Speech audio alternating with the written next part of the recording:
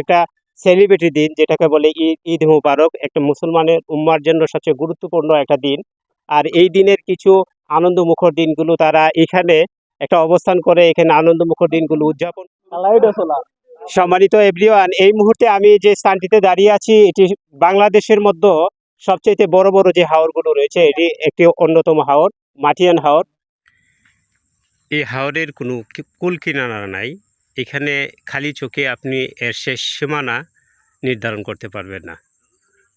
শুধু চাষ আর চাষ, এক্ষেত্রে শুধুমাত্র ধান চাষ। আর এই ধানগুলো কিন্তু বাংলাদেশ সরকারের ক্ষেত্রে অর্থনৈতিকভাবে বিভিন্নভাবে সাপোর্ট দিয়ে থাকে।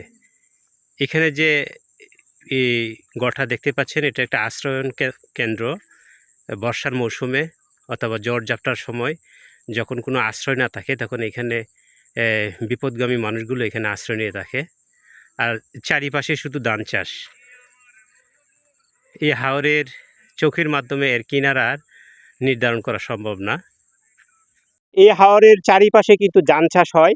আর বিশেষ করে এরই আশেপাশে যে ছেলেমেয়েরা আছে, এটা আজকে কিন্তু একটা সেলিব্রিটি দিন, যেটাকে বলে ঈদ মুবারক। একটা মুসলমানের উম্মার জন্য সবচেয়ে গুরুত্বপূর্ণ একটা দিন।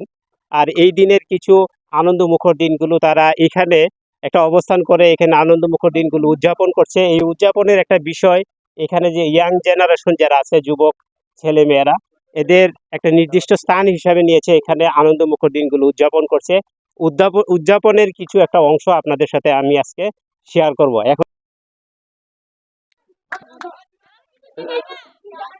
পরে রেকর্ড না, এই মাইকটা অফ করেছে, মাইকটা অফ করে, মাইকটা অফ করে, মাইকটা অফ করো, মাইকটা অফ করো।